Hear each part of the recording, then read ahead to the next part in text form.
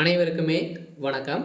சற்று முன் கிடைத்திருக்கக்கூடிய ஒரு மிக மிக முக்கியமான செய்தி ஒன்று வெளியாகியுள்ளது.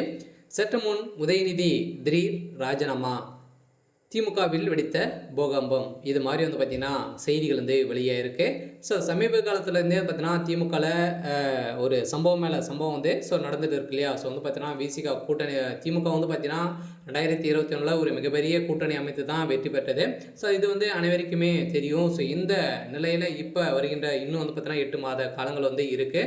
ஸோ இதில் பார்த்தீங்கன்னா சட்டமன்ற தேர்தலுக்காக பார்த்தீங்கன்னா நிறைய கூட்டணி அமைப்பதற்காக நிறைய பிளான்கள்லாம் போட்டு இருக்காங்க. இருந்தாலுமே உதயநிதி ஸ்டாலின் அவர்கள் பார்த்தீங்கன்னா இப்போ அவர் பேசிய சம்பவத்தின் அடிப்படையில் பார்த்தீங்கன்னா திமுக இருக்கக்கூடிய அமைச்சர்கள் அனைவருமே வெறுத்து போய் திமுகவை பார்த்தீங்கன்னா விட்டு வெளியில் போகக்கூடிய நிலை உருவாயிருக்கு. இந்த நிலையில் தான் இப்போ திமுக பார்த்தீங்கன்னா ஒரு மிகப்பெரிய போகம் வெடிச்சிருக்கு. இப்போ ரகுபதி அவர்கள் பார்த்தீங்கன்னா திமுகவுடைய முக்கிய அமைச்சராக பொறுப்பு வைத்து வந்திருந்தார். இருந்தாலுமே இப்போ திடீர்னு பார்த்தீங்கன்னா பதவி பறிக்கப்பட்டு இப்போ அமைச்சர் துரைமுருகன் அவர்களுக்கே கண்ட்ரோல் வந்திருக்கு.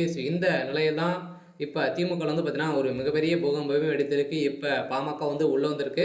அதே மாதிரி விசிக வெளியில் சென்றிருக்கு. பார்த்தீங்கன்னா ஒரு மிகப்பெரிய இழப்பாக தான் இருக்க போகுது. விசிக எங்கே கூட்டணி வைக்க போதோ அது மிகப்பெரிய ஒரு வெற்றி பெறத்துக்கான ஒரு அறிகுறியாக தான் இருந்திருக்கு. இந்த நிலையில் உதயநிதி ஸ்டாலின் அவர்களும் பார்த்தீங்கன்னா ராஜினாமா செய்தார் அப்படின்னா இப்போ திமுக பார்த்தீங்கன்னா வெற்றி பெறத்துக்கான அனைத்து ஏற்பாடுகளுமே நடக்கும் அப்படின்ற மாதிரி அமைச்சர் துரைமுருகன் அவர்களே பார்த்தீங்கன்னா மிரட்டியதாக ஒரு தகவல் வெளியிருக்கு. இந்த நிலையில் தான் திமுக சேர்ந்த அமைச்சர்களிடையே பார்த்தீங்கன்னா ஒரு மிகப்பெரிய பூகம்பம் திமுகவில் வெடித்திருக்கு. இது பூகம்பம் வெடித்திருக்கு. இருந்தாலுமே இது ஒரு பிரச்சனையும் இல்லாமல் இருந்தாங்க அப்படின்னா திமுக வெற்றி பெறத்துக்கான வாய்ப்புகள் இருக்குது. இருந்தாலுமே உதயநிதி ஸ்டாலின் அவர்கள் ஏற்கனவே அமைச்சராக இருந்தார்.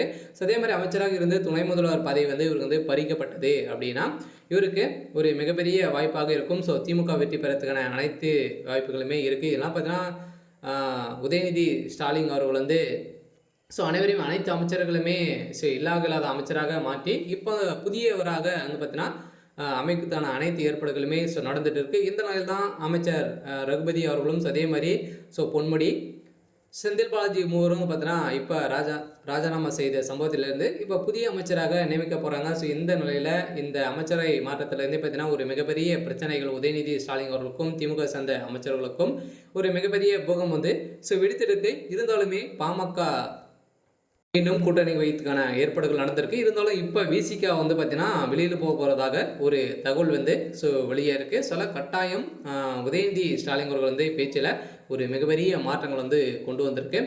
உதயநிதி ஸ்டாலின் அவர்கள் திடீர்னு பார்த்தீங்கன்னா ராஜினாமா செய்ததாகவும் ஒரு தகவல் வெளியே இருக்குது. இந்த நிலையில் மீண்டும் கூட்டணி அமையுமா அப்படின்ற ஒரு பெரிய கேள்வியாகவே இருக்குது.